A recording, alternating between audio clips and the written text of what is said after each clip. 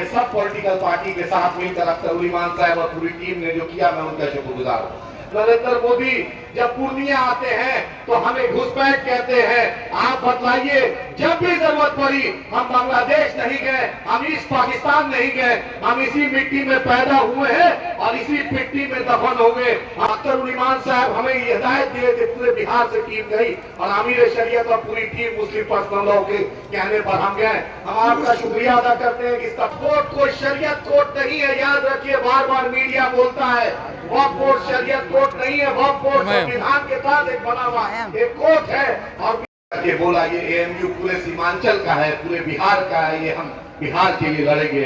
उसी तरह आज ये सब पॉलिटिकल पार्टी के साथ मिलकर अख्तर उल ईमान साहब और पूरी टीम ने जो किया, मैं उनका शुक्रगुजार हूँ। दोस्तों, ये हमारी वजूद की लड़ाई है, हमारी पहचान की लड़ाई है।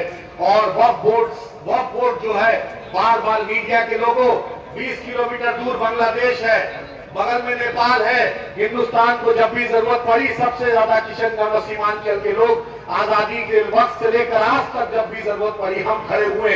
लेकिन जब नरेंद्र मोदी जब पूर्णिया आते हैं तो हमें घुसपैठ कहते हैं। आप बतलाइए, जब भी जरूरत पड़ी हम बांग्लादेश नहीं गए, हम ईस्ट पाकिस्तान नहीं गए, हम इसी मिट्टी में पैदा हुए हैं और इसी मिट्टी में दफन हो गए। हमने अहद ली है, हमारे बाप दादा ने यही हमें सिखाया है। और जब भी all India Muslim personal law board जब भी ऐलान किया, कभी आपने देखा दारुस्सलाम हैदराबाद में जम्मे गफीर पूरे हिंदुस्तान का सबसे बड़ा तारीखी इजलास हुआ और आज अल्हम्दुलिल्लाह किशनगंज में ये तारीखी इजलास हो रहा है।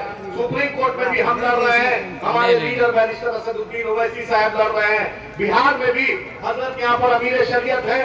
जब फुलवारी शरीफ के तरफ से और दूसरी मिल्ली तंजीम ने हमें आह्वान किया तो हम उस तपती भी धूप में रोजे के हालत में हम लोग गया।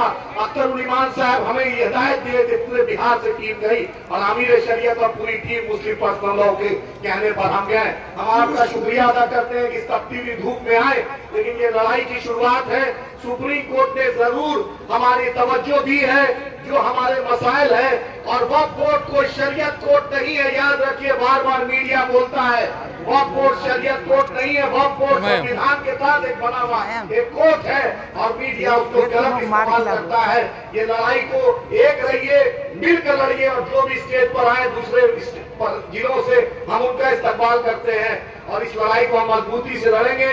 आपने मुझे मौका दिया, इसका भी शुक्रिया। मैं अपने लीडर फिर से अख्तर उल ईमान साहब का शुक्रिया अदा करता हूं कि मुझे दावत दी और इस प्रोग्राम को हम मिलकर कामयाब करेंगे। बहुत बहुत शुक्रिया।